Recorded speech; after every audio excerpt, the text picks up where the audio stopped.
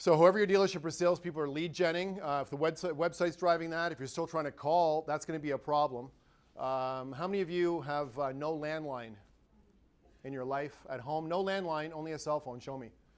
I asked this question in the last 12 months in Honolulu, in Halifax, in Shreveport, Louisiana, in Tampa, Florida, in Seattle, in California, in Vancouver, right across Canada, and my guess is 85% of people don't have a landline.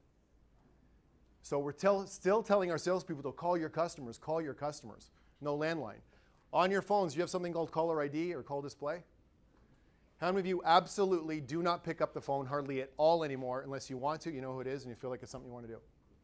When a salesperson calls you in line at McDonald's or when you're wiping your kid's ass, what's your reaction to that salesperson? Yeah, because we're caught off guard because these things are with us personally all the time. So phoning right now is, I'm going to say, pretty ineffective. How many of you have more than one email address, personal or professional, more than one email?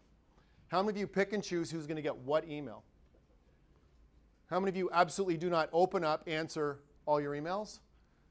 Even with a primary email that goes to your phone, do you actually delete things out of your inbox without opening them, yes or no? Who here has a hard time listening to voicemail?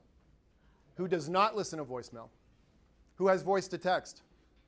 If voice to text isn't working, you say, well, too bad for you. If you can't articulate well enough, I guess I'm not going to talk to you. Who has that attitude? Yes or no? So to me, it's all about psychology. Now, how many times a day are you checking your text messages? How many times a day do you think we're checking our texts? Why do we check our texts like an addiction? It's short. We probably have a relationship already. Somebody's texting. And I'm going to tell you, I still have, not clients, but dealerships that I meet, that their managers say, stop texting people and pick up the phone and call them. Could you not send somebody a text that says, please call me? Are you more likely to get a call back on a text that says, please call me? Yes or no? Yeah. There's still dealerships that block the server, so salespeople can't log into social media in the showroom. They got like a Faraday cage around the showroom. Who's seen this? There's a huge gap between what you're talking about and where the business is. It's not even funny. And lead generation is something you got to address. Test drives are still going to happen some way, somehow.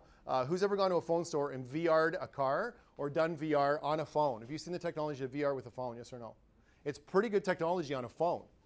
So this is going to come to mainstream on websites. Cadillac, I know, just launched this. Somebody sent me an article through LinkedIn. It was called The Demise or the Death of the Car Salesman, or Car Sales Lady, whatever it was. And it was because you could do a virtual walk around with a live assistant on a car. I think Hyundai might have it too. Has anybody seen this? Okay, so what's happening with this is more and more the decision-making, the selection is happening, but people still, because it's a physical product and we're not living in, well, maybe we are in a VR if you follow that, but we're not living in driving a VR car yet, they still seem to want to physically drive a car. Is that fair? Very few people, local buyers, feel confident enough in the pricing procedure to finalize price online, especially if there's a trade.